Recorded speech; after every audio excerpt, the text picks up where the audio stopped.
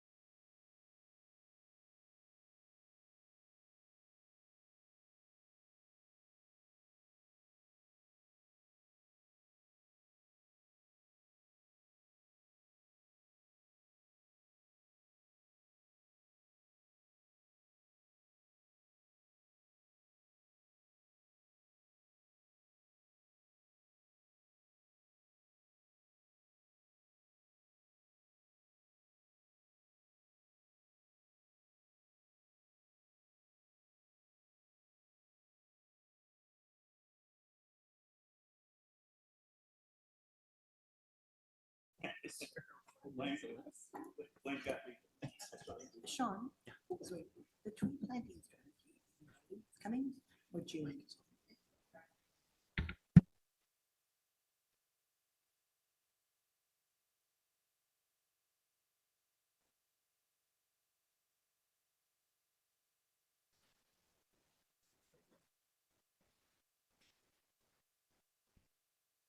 All right, so whenever the team is ready, I'll hand it over to Julia Robinson and Connor Renouf. Thanks so much for all your work on this. Looking forward to the presentation. Thank you very much, Chair. My name is Julia Robinson. I'm a section manager in the Climate Change and Resiliency team, and I oversee Rain Ready Ottawa. Today's report shares the findings of the 3-year review of the pilot program for Rain Ready Ottawa and provides recommendations for the establishment of a permanent and an expanded program. I'm joined today by Connor Renouf, who is the program coordinator for Rain Ready Ottawa, and in a minute, he's going to walk us through the presentation. I'm also joined today by Haran Sandanaika, a manager in infrastructure and water services, and he's here to speak to any questions on the alignment with the infrastructure master plan and specifically with the stormwater management retrofits. So thank you very much, and I'll pass it over to Connor. Next slide, please. Thank you, Julia. Thank you, Chair. So Rain Ready Ottawa responds to direction in the Ottawa River Action Plan and stormwater retrofit plans for the Pinecrest Creek, Westboro, and Eastern subwatersheds. These studies identified that a residential stormwater management retrofit program was essential to meeting retrofitting targets.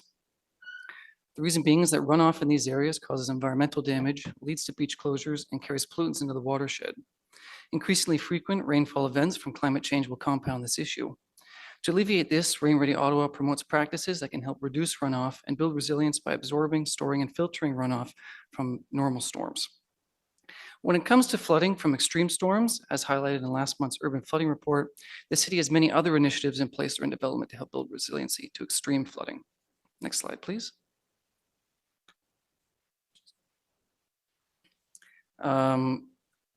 So Rain Ready Ottawa efforts were focused on the priority areas and to a lesser extent, the secondary areas in the map above. The priority areas where the retrofit studies were completed and the secondary areas were those identified in the program framework as the next areas retrofit studies will be undertaken. These are areas that typically lack modern stormwater management and experience water quality issues from unregulated runoff. Next slide, please. So the Rain Ready Ottawa pilot was implemented with 6 program components, each designed to meet one of several of the program's objectives. These program activities have broadly been successful in incentivizing action, engaging residents, and leading to more stormwater being managed on site. So the first activity is we provided one-on-one home assessments that gave tailored advice to homeowners on how to deal with runoff. We delivered 416 of these across the priority and the secondary areas. Demand for these quickly outstripped the original supply, and additional home assessments were offered. And a new innovative approach, e-learning, was also identified to meet this demand. And since that was launched in 2023, e-learning has had over 275 unique user registrations. Through this, users can take up to 4 self-led courses designed to equip users with the skills to install some of the projects on their own and meet the demand that we were seeing for the home assessments. Through industry partnerships, we delivered 4 Fusion Landscape training sessions through third-party partnership with Landscape Ontario. This resulted in the training of 57 professionals from across Ottawa at over 30 firms in rain-ready techniques. This helps support businesses in transitioning their business models to meet the needs of reducing runoff and to align with the goals of Rain Ready Ottawa. Across the priority and secondary areas, Rain Ready Ottawa engaged with residents over 40 events, including community events, farmers markets, trade shows, online webinars. We ran fun things like contests and supported rain barrel fundraisers. These events and activities have driven even more uptake in our other program components and have been extremely successful. Rain Ready Ottawa also provides financial incentives up to $5,000 for residents to install things like rain gardens, soak-away pits, permeable pavements, undertake downspout redirections, and get FLP design work. To date, Rain Ready Ottawa has distributed over $300,000 in rebates and has leveraged a total of $1.5 million in private investment to support 157 projects for a total investment of $1.8 million in on-site stormwater management. And then lastly, to provide community members with an example of lot-level stormwater management and to support the public goals identified in the retrofit studies, Rain Ready Ottawa has to date coordinated the installation of 3 rain gardens across Ottawa. Next slide, please. This image right here just gives some examples of rebate-supported projects. The image on the left is a rain garden that this resident installed to manage runoff from their roof after taking the e-learning courses. That top image is an example of a permeable driveway that absorbs rainwater when it falls on it. This was installed by an FLP professional. Below that is an example of a soak-away pit that a resident installed themselves after getting a home assessment. An image on the right is an example of a downspout redirection to a rainwater collection system that is now managing all the runoff from that resident's property for use on their in their gardens. Next slide, please. And this right here is an example of one of those demonstration rain gardens. This was installed at Manordale Park, and you can see how it looked after the initial installation on the left and how it looked after a couple of years on the right. It is managing the runoff from the community center at this park, and it's got some fun instructional signage that residents can interact with and learn a little bit more about its function. Next slide, please.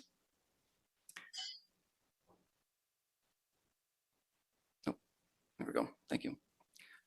So through the review, the following key lessons were determined. The first being that rebates are succeeding in incentivizing project installations at a ratio of 1 to 4.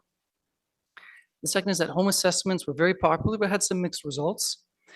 They were leading to really great rates of installation of simple projects like downspout redirections, but they were less successful at leading to things like rain gardens and the more complex things we need to see. E-learning is leading to more project installations, especially the ones that we want to target, and is more cost effective than the home assessment program.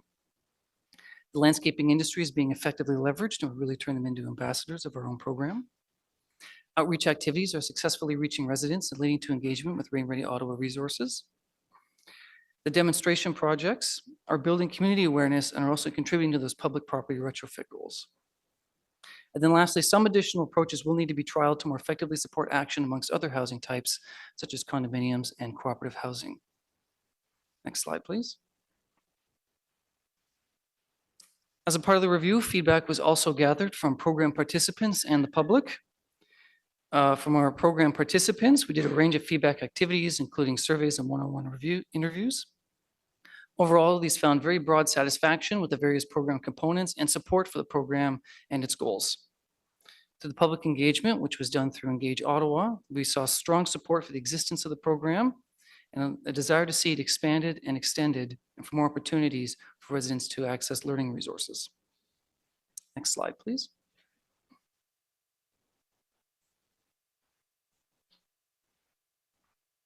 From this, a series of recommendations have been identified. The first being, as a part of the pilot review, staff looked at 3 renewal options for the future of the program: to end, extend, or make permanent. Staff are recommending that Rain Ready Ottawa be made into a permanent program. A permanent program will provide the long-term stability needed to meet the 50-year stormwater retrofit targets by facilitating the installation of a critical mass of lot-level stormwater management measures. Next is that we will expand the rebate-eligible area to open watercourse subwatersheds, where Rain Ready Ottawa will have the greatest benefit. Some more on this in a moment. Home assessments will be refocused on condo and co-op properties within the priority areas. This will be paired with the exploration of a new rebate stream targeting those properties to increase stormwater management in the priority areas. E-learning will be expanded with new courses added to meet demand by other property owners who may no longer be eligible for home assessments. Likewise, new in-person learning opportunities will also be identified and implemented. Rain Ready Ottawa will expand its presence at community events and identify new activities to further behavior change, program awareness, and resident action. This will include additional alignment with complementing city programs such as the Residential Protective Plumbing Program and Better Homes Ottawa. We'll also continue to build relationships with industry by increasing the number of training courses offered, identify new certifications we can support, and improve collaboration with industry to give residents access to third-party professional knowledge. And then lastly, we will continue to install demonstration projects to support those public goals. Next slide, please. So with regards to the proposed priority area for rebates, staff looked at 3 options for the rebate area. The first was to maintain the existing priority areas. The second was to expand them to the open water courses within the retrofit area. And the third was to expand it to the entire stormwater retrofit area. There will be a map illustrating these options on the following slide. Staff recommend proceeding with option 2, expanding the program priority areas to include stormwater retrofit areas that drain to smaller open water courses before reaching the Ottawa or Rideau River. Expanding to this area will allow Rain Ready Ottawa resources to be concentrated on areas where the program can have the greatest impact. Focusing on these water courses will have beneficial downstream impacts on the Rideau and Ottawa rivers as well.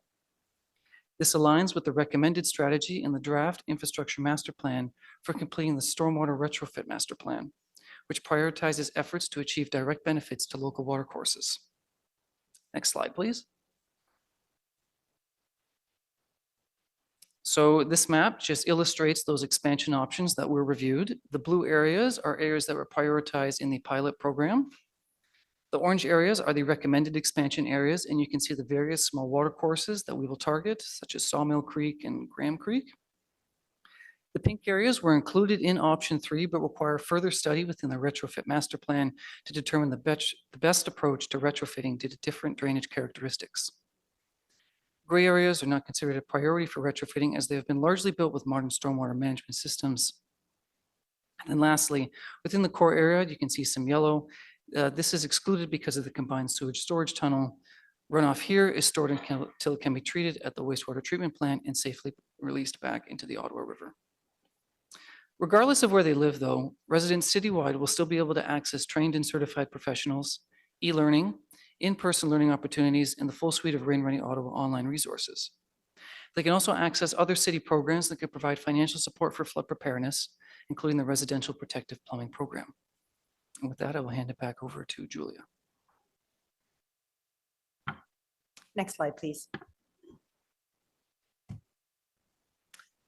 So staff are recommending that a budget of $610,000 be established to support the permanent program and expansion option number 2. The program will be funded in 2024 and 2025 from existing capital funds through the stormwater retrofit program. And starting in 2026, the funding will be brought forward through the annual budget process. And with that, we close our presentation. Thank you very much. Okay, thanks very much to our staff team. We've got two delegations on the item. The first delegation is Dan Rudabingwa Gokir. I believe he might be online. Yes. Can you hear me? Yes, we can hear you, and you've got 5 minutes. Thanks for being here. Perfect. Thank you so much. Thank you for the opportunity to speak to you. I'm doing so on behalf of Ecology Ottawa. Urban flooding is an increasing threat to Ottawa residents because of climate change and our poor practices concerning suburbanization. We saw this last August when a record 77 millimeters of rain fell, most of it within 90 minutes, leading to numerous flood basements, road closures, and tens of thousands of residents without power. Given the two water courses that go through Ottawa, Public Safety Canada puts it in a high-risk flood area. And on top of that, we expect to get more extreme weather as our climate warms. And one of these is heavy rainfall. So all of these things I mentioned indicate that flooding only gets worse for all our residents, unless we find a way to properly control runoff. The Rain Ready program is excellent and responds to these threats by helping residents take action, not only to protect their own homes, but also those around them. All recommendations of this program should be taken into consideration. The Rain Ready program is right to target priority areas because this prevents flooding over larger water courses. But I still believe the program should be available and accessible to everyone. If possible, offer these simple solutions to everyone regardless of whether they live in the priority areas for free or at a discount, because flooding can happen to anyone in Ottawa and basements will still flood. We also need a faster rollout of the program because, again, flooding happens regularly. Investing in a faster rollout is a small investment compared to how much it will cost the city for flood damages. This would also reduce the need for the residential compassionate grant. The same goes for the e-learning kit. It has tons of useful information that could benefit many Ottawans if it was made available and accessible to everyone. We've seen time and again that Ottawans want to take action. Controlling runoff also reduces the amount of pollutants such as salt, oils, pesticides, and fertilizers carried into our watercourses by stormwater, harming the ecosystem. There are some inefficiencies with consultation and cost assessments, which often lead to simple solutions anyway. So another recommendation is to allow residents to self-assess and or make some retrofits such as rain barrels and spout diversions in priority areas automatic. This would reduce the wait times and backlogs as seen in the report. Thank you for your time. Thank you very much for being here and for your delegations. I'm not seeing hands up at the moment, but appreciate you being here. Our next delegation is from Aaron Hagos. We're not seeing him online at the moment. So I think with that, we'll move, if we come back online, we can get him on. I think we'll move to any questions for staff from our council members, and Vice Chair Carr.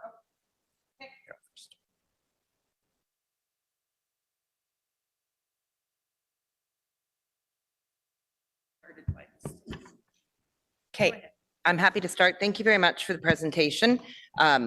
Very supportive of the recommendations in the report, and want to recognize the outreach efforts. I know I've seen Connor at a few events in my ward over the past year, and done a lot to engage the public and educate them on the Rain Ready program, which is excellent in helping increase sort of our sponginess. Quick question that maybe is not within the purview of Connor's, but one of the issues in my community is people have contemplated getting things such as permeable driveways, but given that we often have road reconstruction, sewer projects, implementing sidewalks, residents often ask what are the risks of getting a permeable driveway? What does the city do to restore it if there's work on the right of way, sidewalks, all of that? That's probably a little bit outside of your purview, but it is a consideration that I've heard from people who are contemplating the program.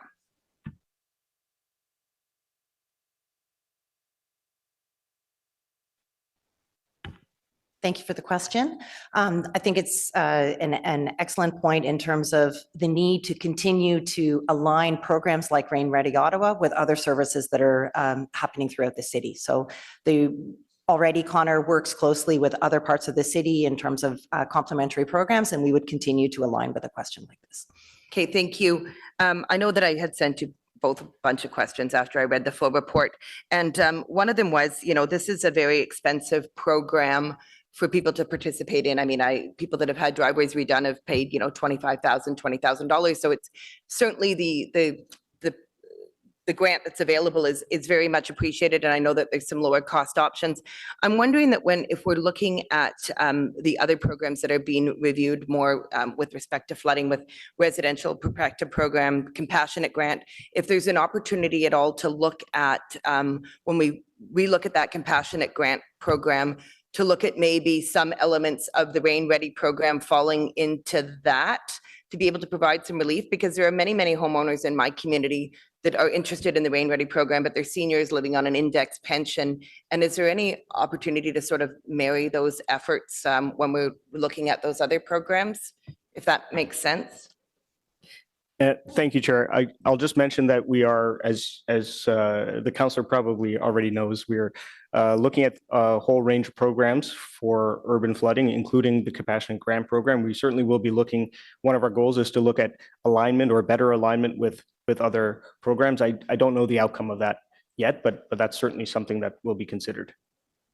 Thank you very much. And I had also commented that I hope that when we're contemplating other demonstration gardens, and it mentioned in the report, looking at maybe neighborhood groups taking over caretaking of those, that there's an opportunity to perhaps marry up the review that's going on right now of the community gardens and greening programs to make sure that that's in place in that opportunity. Can we just, and it may have been in the report and I've forgotten because I read it a few days ago. Can you remind me when the next opportunity to review the program is? So we're renewing this program for 2 years on existing capital funding, and then we'll be seeking long-term operational funding. When will the next review of the program and an opportunity to expand the catchment areas, when will that happen? Thank you for the question. We will be looking at a full review of the program again in 5 years. 5 years. Okay, great. Thank you very, very much. Appreciated and very supportive of the report and the work you've all done.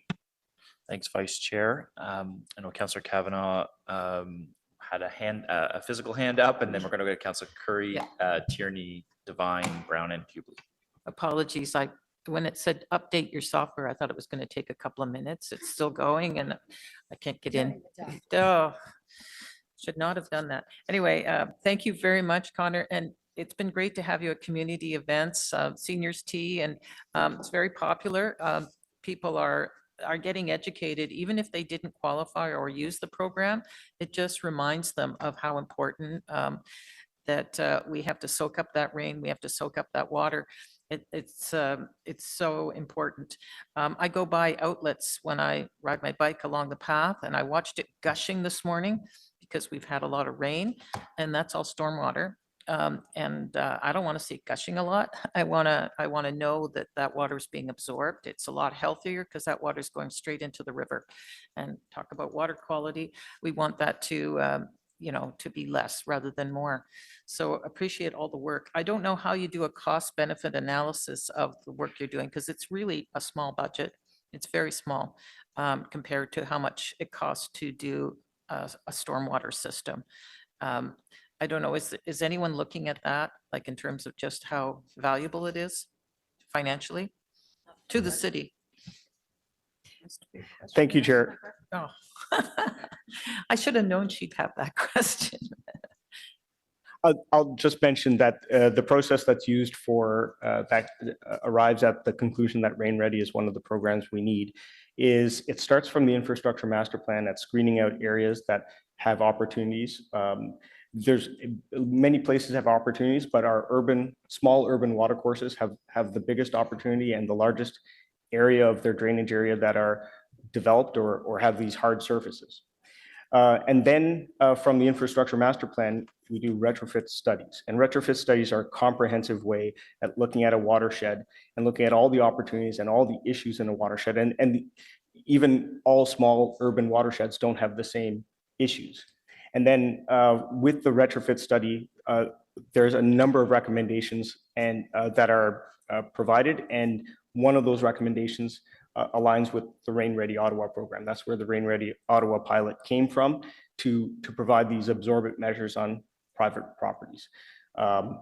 So sorry, I'm forgetting exactly the nature of the question. The Cost to the city, like. Oh, yes, thank you. And so in that context, a number of alternatives are reviewed, and their costs and their long-term benefits. And so that's the lens in which we try to understand cost benefit. It's in those retrofit studies. Okay, I'm glad to hear that, because I would hate to, think that it was low-lying fruit for cuts, and when it actually has a lot of benefit financially, from what I've observed. I'm going to do a question that's kind of local, but I was at Crystal Bay AGM, and they have a creek, Stillwater Creek, I believe, that goes right through, and they also were flooded pretty severely. They're very interested in these programs. They don't fit into the Pinecrest Creek catchment, but is that possible for the future that they could be included? Thank you for the question. So Stillwater Creek is one of the areas that we are proposing to add to the priority area. And then other parts of Crystal Bay will be explored further through the retrofit master plan. Yeah, I just want to make sure. I know that Crystal Beach would be, but Crystal Bay is a little different, but no, and they were actually the worst flooded in 2019. So, and I know it's more about groundwater, but that is a reality too, especially when they're backing onto NCC land, and that doesn't seem to have much to hold the water back. Anyway, thank you for this excellent work. I'm a huge supporter of the program, and hope to see it continue. Thanks. Thanks, Councillor Kavanaugh. Councillor Curry. Thank you. Just to dig a little bit deeper, I understand your response saying that this was taken into consideration, the cost benefit, but in terms of the hard numbers, like if imagining that so assuming this works, right? It diverts stormwater, right? Great thing.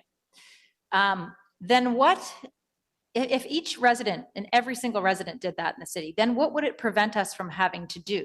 It would prevent us from having to upgrade all of our storm sewers. Like, these are the kinds of dollar figures that I'm looking for. Like, what is the return on investment for us? If we put money into this, then we're not putting money into this. We're saving so much money in something.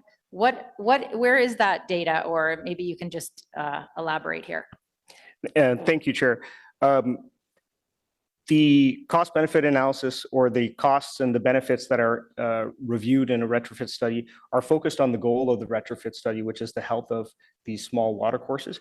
It's not, the goal does not include trying to mitigate urban flooding, and expanding Rain Ready Ottawa in such a way to try and achieve flooding goals is not effective. If you're flooding from the sanitary sewer surcharging into your basement, you need a backwater valve. Maybe you need a sump pump. Maybe we need to upgrade the sanitary sewer, and maybe we need to help you with your lateral, the pipe that connects the home to the sanitary sewer. So Rain Ready Ottawa can't do all things for all rain issues. It really is focused on small urban water courses and their health. So, okay. So, and fair enough, we want to make sure that this is not, bad things aren't going into the river. Everybody cares about that. I just think about, are there not other ways that we could do that would be a better return on investment for the city, and were those considered? Maybe your answer is yes, they were. Yes, yeah. Thank you, Chair. I apologize for not understanding the nuance of your question. The retrofit studies do look at a range of solutions, and Rain Ready Ottawa is one of those solutions that are recommended. The retrofit studies look at absorbent techniques on private property and on public property. They look at what they call lot level measures, which is measures that are on a single property where the rain falls. They look at conveyance measures, which are things like improving the drainage or absorption in rear yard or side yard swales, even street cleaning. And then they look at end of pipe facilities like the Woodruff large facility at Woodruff. That's one of the end of pipe facilities that's part of this program. And then often they will also look at in-stream works, the actual makeup of the range of solutions and where they're being recommended is specific to the water course. But yes, Rain Ready Ottawa is not the only part of that suite of solutions. Okay. I will just go on to my other question. Thank you for that. So what we are saying to homeowners is this: if you do this, you will help the Ottawa River. When the homeowners, and so homeowners, if they care, some of them wouldn't care, they also have to be considering how it would benefit them. So when I look at some of these rain gardens, I think, does this increase the value of someone's property? Probably not. Like somebody might, as a homeowner going to buy it, might think, I don't want that garden. I got to take care of that garden. So what is the argument we make to homeowners to say, this is a good idea for you because you have to pay, you save all that water, you water your garden, you have a lower water bill. Like, what is the incentive to homeowners to actually do this other than they're environmentally conscious and nice? Thank you for the question. The other thing that we promote through this is that by effectively managing runoff on your property, you can also protect your foundation. So there's many homeowners who disperse stormwater too close to their foundation. It flows backwards, causes problems for them. Likewise, causes other damage and erosion to their property. So that's the other pitch we make to people, is that by changing how you're managing it, you're now also protecting your home from any kind of damage as a result of runoff from your roof. Okay, I might think there's some better arguments to make to homeowners as to why they might be interested. My last question is, we received an email from a resident saying that the city would be smarter to spend the money dealing with the ditches and culverts. I don't know if you read that email, but that there's a different problem that would actually solve a lot of other problems if we put our money there. I'm just wondering if you read it, if you have a comment on would we maybe be smarter to do that instead of this? Thank you, Chair. The simple response is that there's a range of things that are required for stormwater management for different problems, and ditches, ditch alteration, ditch maintenance, restoring ditches in neighborhoods like City View. These are all priorities as well, but they require different solutions. Rain Ready is trying to focus on the health of watercourses, but to focus on drainage such as ditches, they require a different suite of solutions. Okay, I think there'll be other questions on that, but thanks. Thanks, Councillor Curry. Councillor Tierney. Great.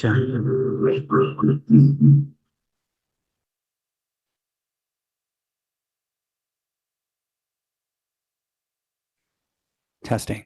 All right.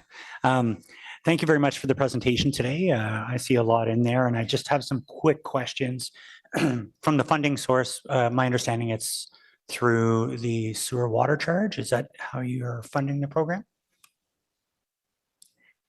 Thank you, Chair. Yes, the stormwater rate is the primary source of funding for all stormwater improvements and stormwater programs. Right. And just to also look at the fact, have we looked at applying to things like through FCM and the Green Municipal Fund, where we've seen much success in the past with even residential homes and things like that? Thank you for the question. Our team is constantly reviewing where there are funding opportunities, and should funding opportunities be available, we would be applying to them. So we currently are waiting for funding announcements to be made through FCM about the National Climate Adaptation Strategy. Right. Don't have details on that, but this could be one of the programs we could look at if it was eligible. Okay, so we haven't applied to it yet, but certainly it's something that just as, I don't know if it's direction, Chair, but something, anytime we can save money on, I know it's all one taxpayer, but people never remember how much provincial or federal tax they pay, but they certainly remember their municipal bills when they get them. Go forward, can we ensure that we apply on a program like this, just to ensure that it gets off the tax roll for municipality? We are always looking for funding Yeah, opportunities. and they're looking to give money back to communities, so I think it would be a good one for sure. Of course, I have to ask this question because, of course, people only see a headline. Up till now, we've been dealing with a lot of issues as councillors in the front yard. When there's a bylaw issue, if you're in a grandfathered area, they're really not grandfathered, by the way, don't tell people that, but where they built out their laneway too wide in the former city of Gloucester or certain other parts of the city. We're not going after any of that, correct? This is just almost a DIY kind of project. This will not go, hey, you know what? Your laneway is too wide compared to the Ottawa standard that we all now adhere to, rip that out and you're going to have more drainage. We're not doing that kind of thing, correct? That is correct. We just look to align with the standards for things like private approaches for any new applications that come in for a rebate. But Sure. That's kind of where we focus on. Okay, that's terrific news. And again, I just put it on record so people don't start freaking out. The last one, weird emails we get sometimes, but you have to address them. We've always dealt with the front of the yard through bylaw, always the front. Backyards, it's always, a bun fight between neighbors. They sue each other for water drainage, for whatever they're doing in their backyards. We're not getting anywhere near any of that kind of stuff at all, correct? Like, I'm just thinking from the liability side. If people decide to start installing things to move water around and it affects neighbors, we've addressed those issues. We've just looked at it. I just know because I deal with it all the time. Someone goes and changes something in their backyard and the neighbor's all upset because now they have water in their backyard. What is our liability? I just want to make sure we have that. Yeah, thanks for the question. So part of the communication and education through this program involves educating people on property standards, on all the requirements for these projects and what you must abide by through the city to ensure you're not creating a problem that is now greater than what you were trying to solve. Which makes a total amount of sense. And the last question, Chair, thank you. This isn't a rain tax that, was toyed with in Toronto where people lost their marbles. We're not looking at calculating taxes based on any kind of how much water you're holding in your own properties or any of this nonsense that they talked about in Toronto a couple of weeks ago, and it suddenly evaporated, pardon the pun. This is nothing like that at all, correct? Thank you, Chair. This is unrelated to any programs related to stormwater rate or rate changes or anything like that. This is a program just to support residents making improvements on their own property. Great. Myth busting complete, and thank you very much for your time today. Thank you very much, Councillor Tierney. Councillor Devine. Thank you, Chair. Thank you for the presentation. Staff, I wasn't able to be at the briefing, but my staff was at the briefing and they very much appreciated it. And we are very much fans of the Rain Ready program. I'm certainly grateful that it's expanding into, I think right now it currently serves parts of my ward. I think it's expanding into other parts of my ward, and I look forward to promoting it. I do now want to kind of just follow up on the line of questioning that Councillor Curry was speaking to with regard to the letter from the hydrogeologist.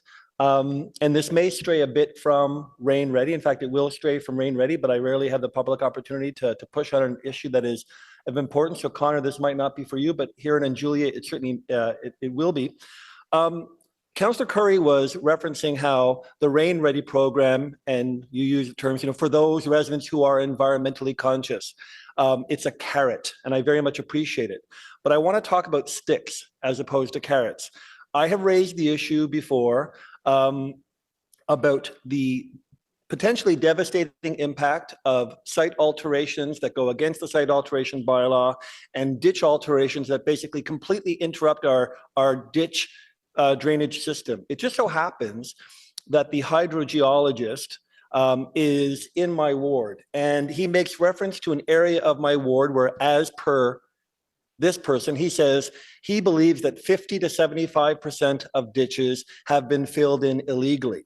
And the impact that he refers to from alteration of these naturally draining ditches is that buried culverts prevent infiltration of stormwater, prevent proper roadway drainage, and do not provide the same stormwater management benefit provided by ditches and swales. So you were mentioning herein that Rain Ready is one solution to stormwater management. So I do want to talk about the city's action or lack of action when it comes to addressing residents who illegally alter their driveways.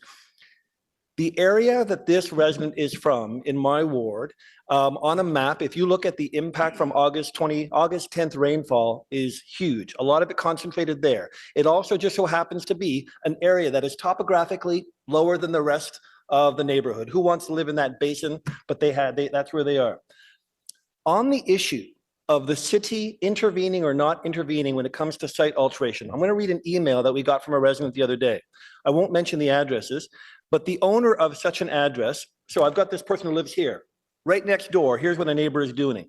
The neighbor is building a new semi-detached building and has filled in their drainage ditch, adding an extended culvert across the front lawn, but has also dug up the neighboring property and filled in their ditch as well without their awareness or permission.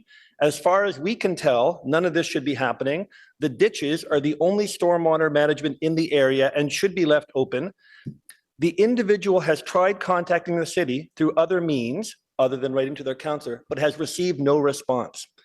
So I want to ask a couple questions here, primarily when it comes to, because what the hydrogeologist is talking about is the city utilizing its capacity to tell owners who are illegally filling their ditches that they have to retrofit back to its original design state?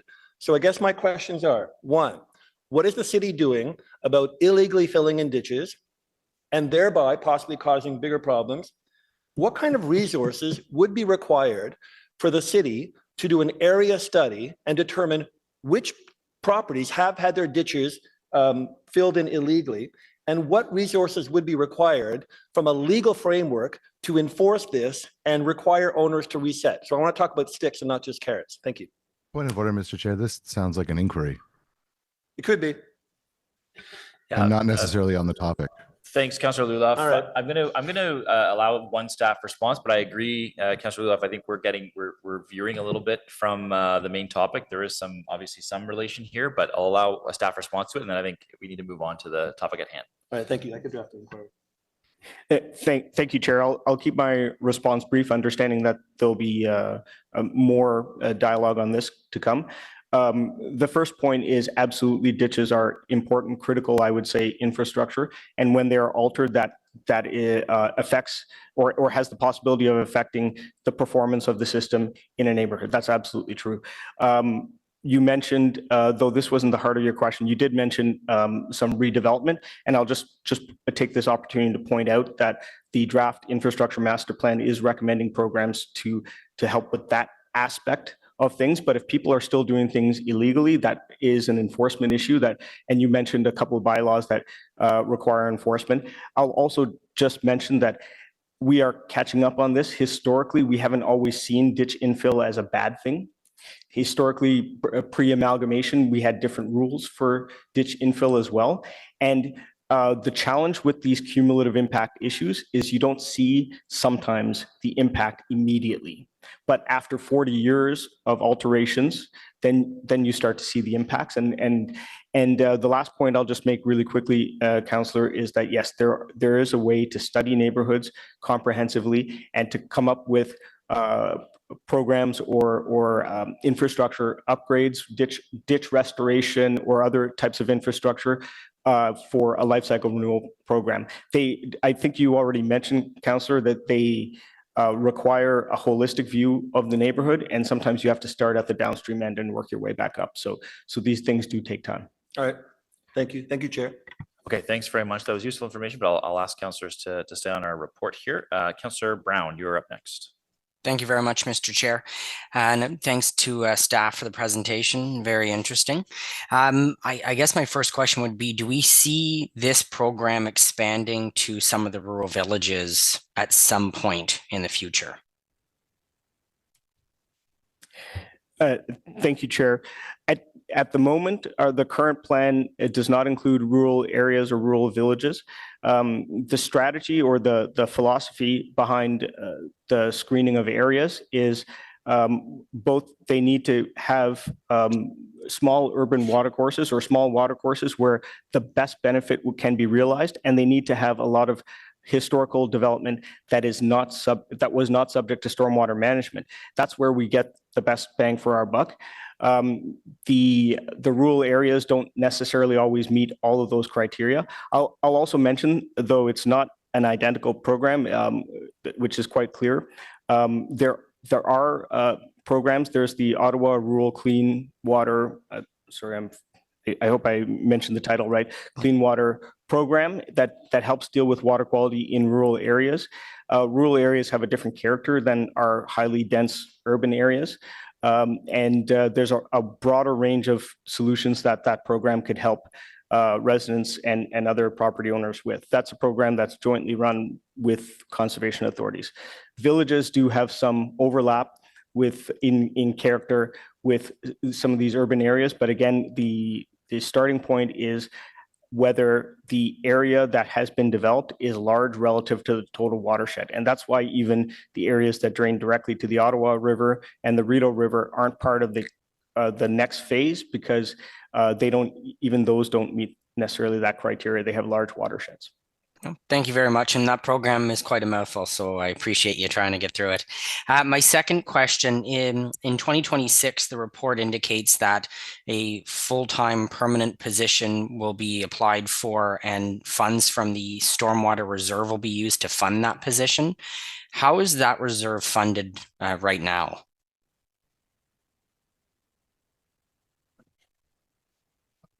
And if nobody from finance is here, that's okay. The program is proposed to be funded through the stormwater management program, so which is funded through rate. It's through the rate, okay. And so there won't be an impact on the reserves, like we won't be funding positions out of any of our reserve accounts on a go-forward basis post 2026? Mr. Chair, when we get to 2026, the funding will be submitted through the budget process. At that time, we would determine what the source of that funding would be. That's something that we can't determine right at this moment. No, thank you very much. And my last question, Mr. Chair, will this program be impacted either positively or negatively with the water rate review that's underway? So will any of that funding be allocated to, or potentially will any of that revenue be allocated to this program in the future? Thank you, Chair. The rate structure review is something that's led by finance. It's currently ongoing, and I know there's consultations that are either underway or upcoming. So I can't comment on the outcome of that at this point. I will say that the rate structure review is about how we are getting our funding. We know that currently the program and the proposal is to continue to fund it through the stormwater rate, whatever changes there are to how the rate is collected. So there's at this time, all we could say is that the funding is coming from the stormwater rate. Thank you very much for the responses, Chair. That's all for me. Thanks very much, Councillor Brown. Councillor Hubley? Thank you very much, Chair. I've got a couple of questions. I want to start with for staff. It sounds like a great program. I'm just curious because I've had some experience in my ward with Rain Ready Gardens. Have you talked to the people in right of way about this? Because one of the negatives that come out of this, when they build garden boxes or any kind of structures on the right of way, and then the utilities come along and need to dig up that right of way, there's a big discussion about who's going to pay to restore the garden. And, should we maybe be warning people ahead of time to only build up to the right of way instead of including the right of way? So were there any of those discussions?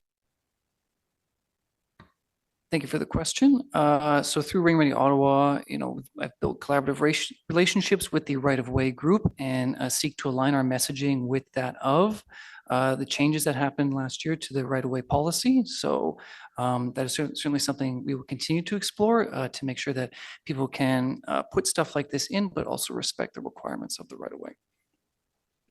So is there any language going to be put in the messaging that goes out to the public? Like if we have somebody that goes out and makes recommendations, are they going to be talking about the right of way or not? Thank you for the question. Yeah, so within like the e-learning courses, for example, there's a full section that discusses and communicates the requirements of the right-of-way bylaw. Perfect. Okay, my next question is with your map and your coverage of the program, I really thought after a pilot that it would likely expand to across the city because there is some good ideas in here that should be shared with all the public. So I'm curious about your map. It still kind of looks like an old City of Ottawa program and doesn't really touch on the areas outside of the old city boundaries. Thank you, Chair. Some of the core rationale for the program are, number one, applied to areas without historical stormwater management. Those are the older areas of the city. They're not exclusively inside the Greenbelt, but the second point is that like I mentioned before, the benefit to larger water courses is less than it is to smaller water courses because the ratio of the amount of land that's been disturbed for smaller urban water courses relative to its overall watershed is higher. So this is where we get the biggest benefit. And this is where we need private property measures more than other measures because we've run out of room and options. That's the basic rationale behind the program, though there is still consideration for expanding perhaps in the future, but that screening and that evaluation has to be done in a future phase. Okay, I find that disappointing because I think the information could be helpful to a lot of people. Taxpayers across the city are paying for this program, so I would like to have seen some consideration for them. Can you tell me about the carp and the jock, for example, why I don't see them on your plan?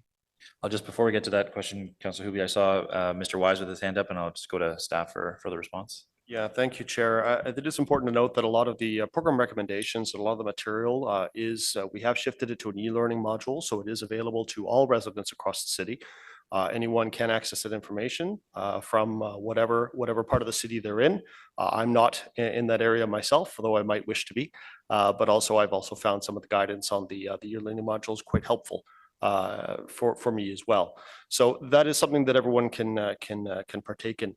The other point that I just wanted to make, and just touch back to Councillor Curry's earlier question as well, is that a lot of the subdivisions that we have that are newer have stormwater management ponds. They have public infrastructure that has been built to help manage quality control as it flows through. These are areas that do not have those public infrastructure services. So in terms of the stormwater retrofit project and program, Huron is quite right in pointing out that there's a whole suite of options that are there, from up to and including construction of stormwater management ponds to provide for quality. Now, of course, in these urban areas, the space does not exist for that. So the question might be then, if not this, then what? So in terms of the priorities of this program, this is an incremental education program for residents to try and capture that initial quality surge of water coming off at a lot level to help improve quality before it gets to that water course.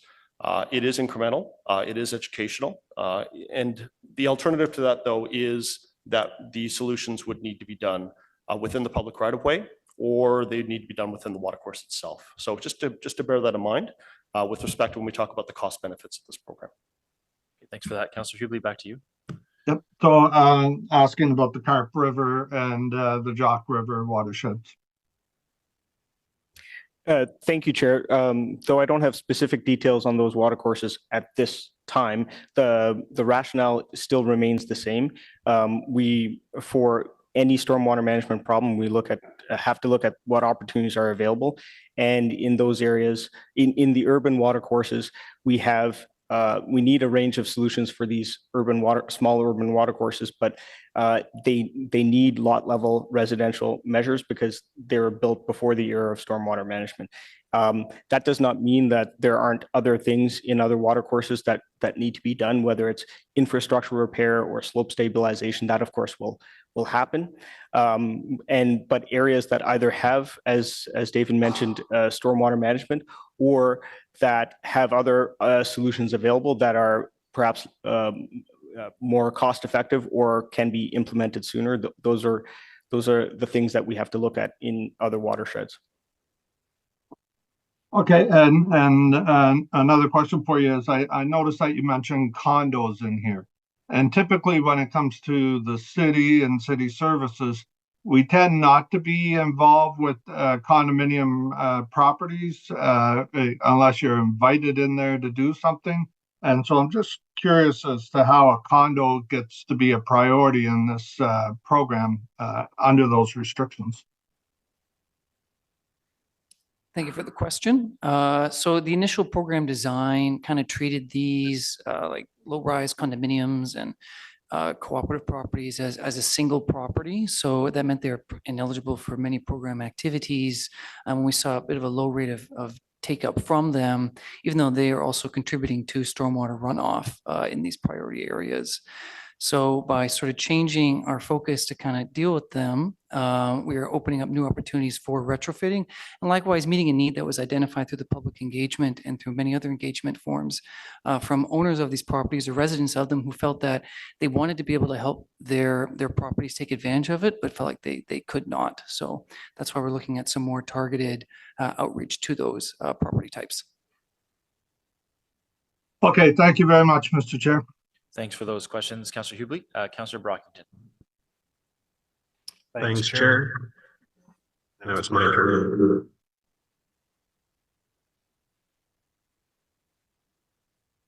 Are we good now?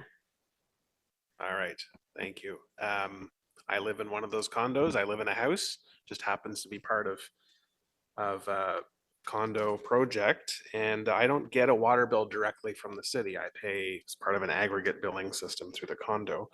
So there is one mailing to residents that I thought the provincial government did not allow us to include any type of insert into the bill. And I'm not sure if it's the water bill, but my question is about how we do public engagement and outreach and inform the public going forward. Can you just expand on how we're going to make people outside of the pilot neighborhoods aware of what the program offers, how they can be engaged, next steps?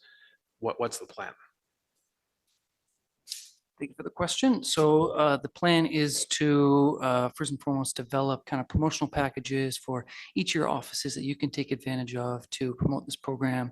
We'll be organizing a series of online webinars where residents can attend and learn about the changes to the program and the expanded program. We'll be looking at preparing and launching a bit of a holistic marketing strategy, looking at various media types. We'll be doing some social media marketing as well in collaboration with PIMR and working with our BTSS as well to develop these promotional packages and programs. Likewise, we'll be looking for any kind of opportunity to get out in person at events that may be occurring within your ward that would be suitable, and also look at other kind of opportunities as they come up that we can get involved in to spread the word as widely and quickly as possible. So is the city permitted in a water bill to insert information to a large volume of residents instead of sort of smaller activities that you've identified?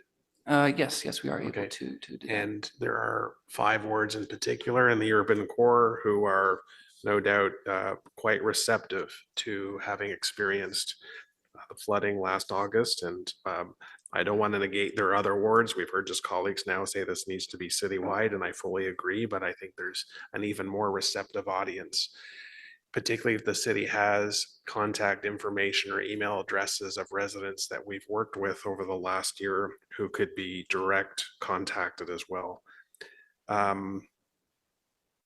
Going forward, have we contemplated any potential building code modifications or amendments that would facilitate properties or developments being built to incorporate some of the things that you're proposing? It's difficult and maybe more expensive to go back to properties or buildings after they've been built to incorporate some of the initiatives that you've talked about. But have we talked about, going forward, maybe building codes need to be amended to incorporate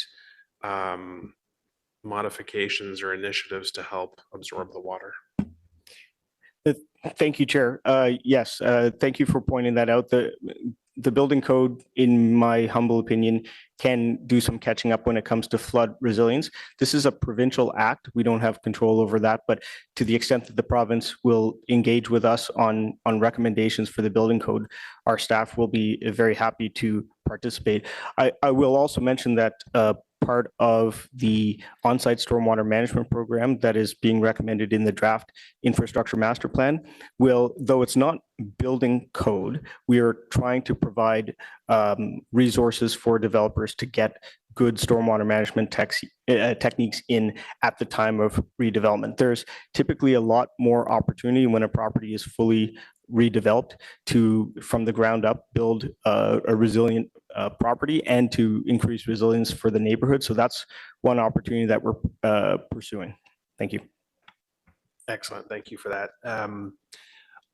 There's about 22,000 residents in my ward, and I've had the pleasure probably to knock on the door of every one of them over the last few campaigns. But as far as permeable driveways go, if just pick one, under 5 maybe. Like, it's such a rare thing to see, expensive to convert an existing driveway to that, but if it's part of a new build, probably much less expensive because you're starting with scratch. So I think there's a lot of good information here to share with the public, and I'm certainly looking for ways to get that out in large quantities. Just if I can deviate for a minute, filling ditches, bad, correct? Like, we're not embracing this. We are going after cases that are brought to the city's attention. The amount of damage that filling culverts in can impact many, many residences. But in 2024, realizing pre-amalgamation that we could have dealt with it differently, we are going after cases of infill for these culverts. Thank you, Chair. The first part of the question, infill bad, generally yes. If no driveway or sorry, not driveway, ditch were illegally infilled, I will sleep better at night. There is a proper way to do it. In some cases, there's a proper study that can be done to demonstrate that it's not going to have an impact on the system. So I wouldn't go as far as to say that all infill is bad. If it's done in a proper way, it can be demonstrated to have no impact on the system. As far as Councillor, you already mentioned that there are bylaws in place and we have enforcement of those bylaws. So my understanding, I can't speak to, I'm not part of the group that does the enforcement. My understanding is that we do enforce these bylaws. The trick with this is we don't know what to enforce if we don't know that a change has been made. And the amount of surveillance that you would need on a daily basis to figure out if someone's made a minor change. Some ditch infills, you can't tell just by looking at it that it wasn't supposed to be like that. Some neighborhoods were designed with flat front yards and pipes underground. So there's no obvious indication sometimes that a ditch infill has been made. And historically, neighbors and us residents, we didn't think that this was a bad thing. We thought, well, this is my front yard and I want to mow my lawn and it's easier if it's flat. And so we weren't also looking at our neighbors doing this and thinking that's a bad thing. So we don't have necessarily, though things have changed in recent years, we didn't necessarily have the consciousness to say, well, the neighbor just changed something, I better inform the city. Now, we don't also want to have neighbors fighting with neighbors, to be fair, but if there are alterations that are made and we're made aware of it, we will enforce. Thanks very much for that. Councillor Luloff. Thanks, Mr. Chair. In the East End, we've experienced significant erosion due to runoff in creek basins, resulting in multi-million-dollar bolstering and preservation projects. Can staff speak a little bit to what kind of impact this program is going to have on erosion in major creek beds like Bilberry and Taylor and Cardinal Creek, and how it may help to prevent private property loss and sliding? Thank you, Chair. Yes, one of the when I use this broad term health of watercourses, that's one of the aspects of the health of the watercourses. When you have absorbent techniques, you have a smaller runoff volume for very small events, and over time that can have beneficial impacts on erosion. It's sort of the negative of a benefit. You're not causing a problem. It's not the only way to deal with erosion in watercourses. So the Rain Ready Ottawa technique is not necessarily the sharpest tool to use in all cases. The reason why we're using it in the pilot and now the secondary or the primary areas is because they meet those criteria. They have, of the watershed to the watercourse, there's a large area that's been developed and has impervious surfaces, and there's not, it was also done without stormwater management techniques, and there's also not many options remaining. When we did the Pinecrest Westboro retrofit study, for example, we looked at a range of solutions, and the recommended solutions include more than just Rain Ready Ottawa. But some of the alternatives considered, can we just do absorbent techniques on public property or municipal property? And that was shown to be ineffective or ineffective, I guess is the right word. It wasn't enough. So yes, absorbent techniques are good for erosion. They do take a lot of time to implement, one property at a time, or one sidewalk at a time, or one driveway at a time. So it's not always the best, fastest technique when we have erosion in other water courses. And when there is already existing erosion issues, you often have to remediate that in addition to doing other things in the upstream water course, or sorry, in the upstream watershed. Okay, great answer. I suppose that if we get the word out about this program, that perhaps we'll have quite a few people taking this on at the same time, which will make a big difference. So I appreciate your response. Given that homes in the eastern watershed are mainly on marine clays, would many of the solutions or the most effective solutions require replacement of clays with clearstone pits beneath the surface? As following the spring melt, when most of the erosion happens, these clothes are likely to be almost completely inundated. So rendering some of what we've seen today may be ineffective. Thank you, Chair. That's a difficult question to answer in a broad sense. Clays are site-specific issues often and require site-specific solutions. And it may be counterintuitive, but replacing clays, even if that's possible, because sometimes they have a deep horizon of clay, but replacing clays at the surface aren't necessarily the right solution in all cases. We have to understand where that water is going. Is it going there faster or slower?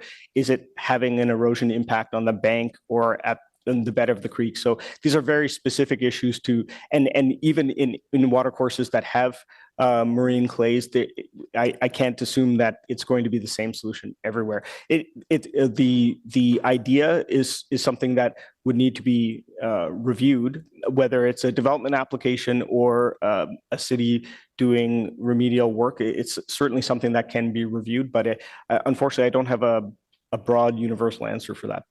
I mean, more on the private property side. So like when you're setting up, these rain gardens and whatnot, I mean, it's good to set that up on the surface. But if that water really has no place to go, if it just sits on the surface because the marine clay is inundated with water already, will some of the most effective solutions be, this sort of pitting and adding of clearstone to ensure that there is a place for the water to go? Thank you for the question. Yes, many of these solutions, part of the process of putting them in involves, if required, soil amendments to improve the infiltration rate there. So for example, with a rain garden, it is recommended that you dig down 2 to 3 feet to amend that soil, add some sand, add some compost to improve the drainage characteristics and improve the ability of the soil right there to absorb any water that is directed towards it.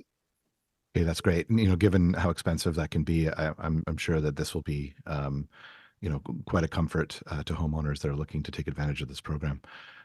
Many private homes have catch basins in their rear yards, many of which are in a state of disrepair. They're collapsed or they're full of things like runoff and clays.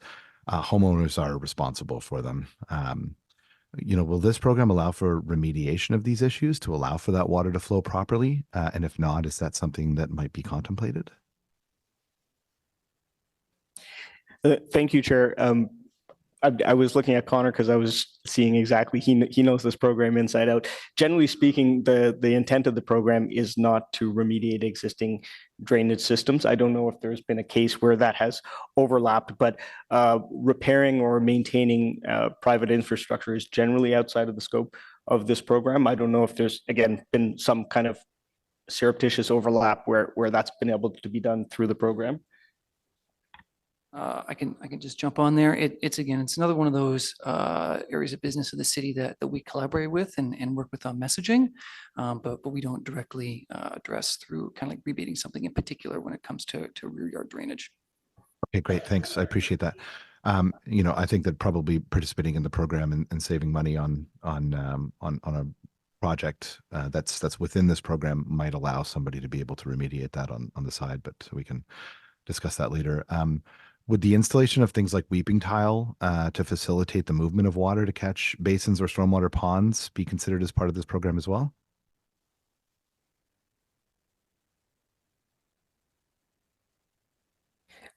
And thank you, Chair. I think Connor's going to answer, but I'll just ask for clarification. I assume when you talk about weeping tile, you're not talking about foundation drainage, but you're talking about perforated pipe, let's say in a lawn or a side yard. Is that correct? Yes, yes, that's correct. Yes, so thank you for the question. That is something that can be incorporated into either a downspout redirection or the soak away pit rebate as something to help with the infiltration. Okay, great. Thanks for all the great responses. Really appreciate it. Thank you, Mr. Chair. Thank you for those good questions, Councillor Luloff. Councillor Curry. Thank you. Just, I know I'm the second time here. On measurement. So we always look at outputs versus outcomes, right? So this report had a lot of outputs. This many people signed up. This is how much money was spent. This is what's the interest of how many people watch the videos. But in terms of the outcomes, have we been able to measure how much water has been diverted from the Ottawa River as a result of what is done here? Like, how do we measure that? Is this actually working?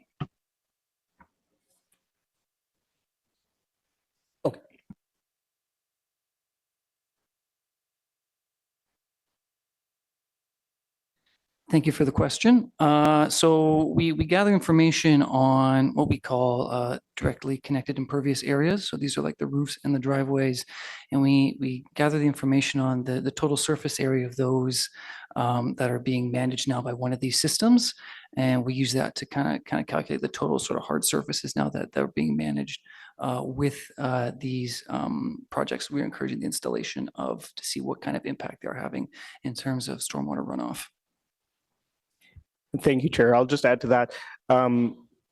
As I mentioned before, the Rain Ready Ottawa program is a child of retrofit studies, and these retrofit studies look comprehensively at the health of small water courses. In the retrofit studies, part of the recommendations includes monitoring and when to start monitoring. This is a type of technique that you need a certain critical mass of uptake for it to be worthwhile to start monitoring. The retrofit studies give us a baseline to compare against, so we have the baseline. And when a certain amount of these techniques are installed, then the monitoring can begin to, and the retrofit studies typically recommend an adaptive pathway approach. So based on the monitoring, there may be adjustments to the approach. The actual critical mass and the actual monitoring is specific to the different water courses. So each different retrofit study will have to do this specific to the needs of the water course.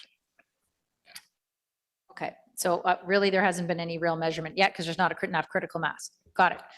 So here's the thing. Even the ways that we're the different options people have, whether they do a permeable driveway, or they do a soak pit, or they do a rain barrel, whatever.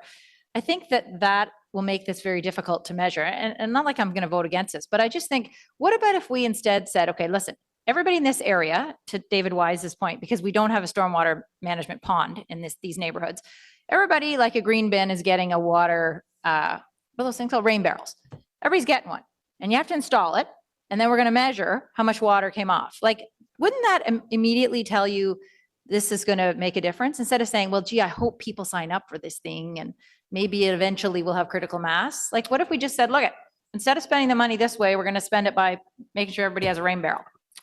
So Chair, I think it is important to note again that this is not a quantity program. This is not about alleviating flooding. This is not about alleviating the volume of water that is flowing through. It might soften the curve a little bit, but that's not the intent of the program. The intent of the program is to improve water quality. And that's a different metric than that. So in terms of the flow rate of water, when you have a major rain event, a major flooding event like we've had, back in August last year, those flooding events are of such volume that they would bypass entirely any of the rain ready mitigations that anyone might put. They would bypass rain barrels, all of those things, because they're point source volume events. What Haran has outlined here, though, is within the retrofit study and within the retrofit program, it is a combination of multiple programs, including interventions within that public right of way, including interventions within the actual creek bed itself. But the Rain Ready program is a point contribution to help improve that water quality, but it is not going to affect actual volume of water. Those are different programs that are needed for that. Okay, I'll save my brilliant idea for a different program. Thank you. I personally like your idea, Councillor. I just did want to make one quick comment. There's no other speakers on the list here, but I just wanted to say we've been using a relatively small financial incentive from the city, and it's been very effective in leveraging that private homeowner investment, a fourfold private homeowner investment compared to what the city has invested. So, and just given that small public investment and I guess the ease on public infrastructure and the downstream effects that this has, it's obviously a very worthwhile. So thanks to staff team for all of your work on this and for the great questions from councillors today. So with that, are we able to carry the recommendations? Okay, thank you for that. Any in-camera items? We don't have any. Information previously distributed. There's the Urban Forest Management Plan resource requirements on there. I didn't hear anyone wanting to lift that for next meeting. Any notices of motion? Okay, seeing none. Any inquiries? I'll bring it to the next meeting. Okay, thank you for that. All right, so we are adjourned, and the next meeting of the Environment and Climate Change Committee will be on Tuesday, May 21st, 2024. Thanks, everybody. Thanks, Chair.